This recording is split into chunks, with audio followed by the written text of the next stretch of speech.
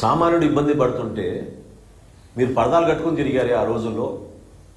Man made disaster అంటే అద్భుతమైన ఉదాహరణ అన్నమయ్య ప్రాజెక్ట్.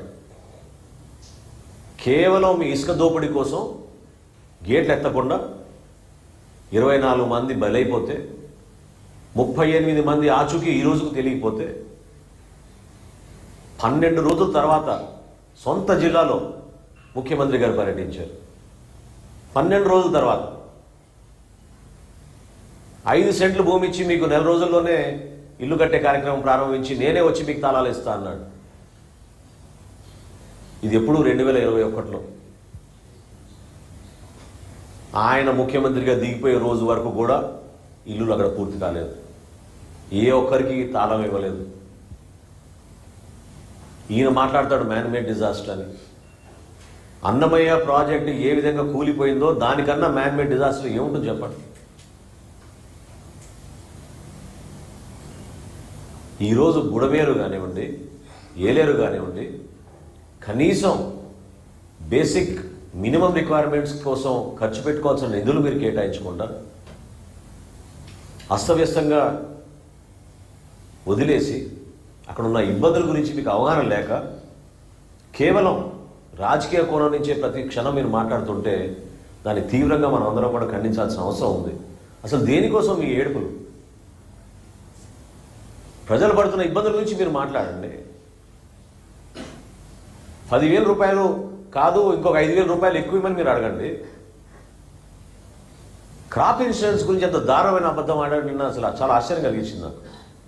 స్వయంగా కేంద్ర వ్యవసాయ శాఖ మంత్రి శివరాజ్ సింగ్ చౌహాన్ గారు మొన్న వరద ప్రాంతాలు పర్యటించినప్పుడు ఆయన ప్రెస్ మీట్లో డైరెక్ట్గా చెప్పారు, ప్రధాన్ మంత్రి ఫసల్ బీమా యోజన కింద గత ప్రభుత్వం రూపాయి కూడా చెల్లించలేదు.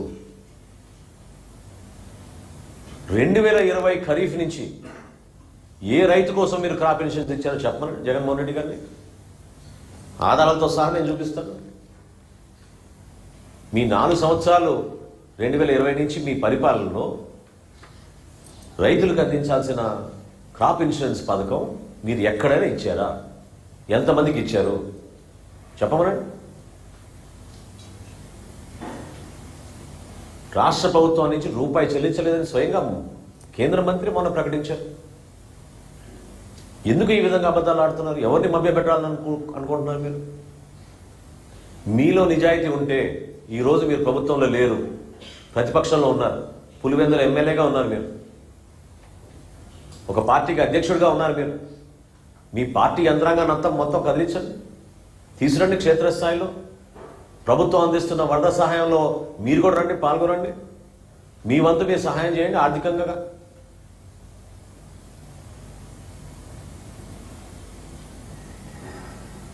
లీడర్ అంటే పవన్ కళ్యాణ్ గారి లాగా స్పందించే మనస్తత్వం ఉండాలి. అంతేగాని కాగితాలు పట్టుకుని ప్రెస్ దగ్గర ఊగిపోతే ఏం మాట్లాడుతున్నారో అర్థం కాని పరిస్థితుల్లో అదొక షోమెన్షిప్ లాగా మిగిలిపోతుంది. బాధ్యత లేని వ్యక్తులు ఏ విధంగా ప్రవర్తిస్తారో, ఆపదలో కష్టాల్లో ఉన్నప్పుడు ఒక ప్రతిపక్షంలో మీరున్న ఒక పార్టీగా నిలబడాల్సిన బాధ్యత లేదా మీకు? ఎందుకు మీరు పర్యటించరు? ఎందుకు క్షేత్రస్థాయిలో మీరు వెళ్ళి మన కష్టాల్లో ఉన్న కుటుంబాలు ఎందుకు ఆదుకోరు?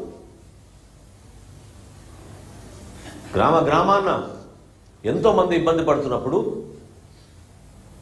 ఈ వయసులో మన ముఖ్యమంత్రి గారు చంద్రబాబు నాయుడు గారు ఏ విధంగా ఆదర్శవంతంగా నిలబడి ఆయన కష్టపడ్డారో చూడండి ఒకసారి. మీ పార్టీ నుంచి మీ నాయకత్వం మీరు ఎందుకు క్షేత్రస్థాయిలో పర్యటించారు? ఆలోచించుకోవాలి ఇవన్నీ కూడా.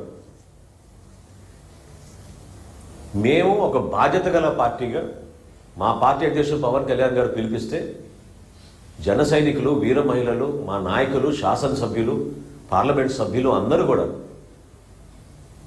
ఎవరికి వారు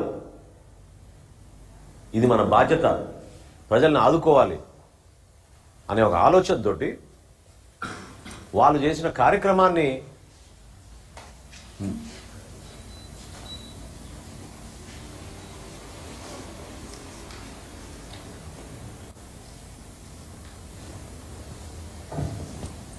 వాళ్ళు చేసిన కార్యక్రమాన్ని మీరు గుర్తించి ఒప్పుకోవాలి. నందలూరు మండలంలో పులపత్తూరు, మందపల్లి,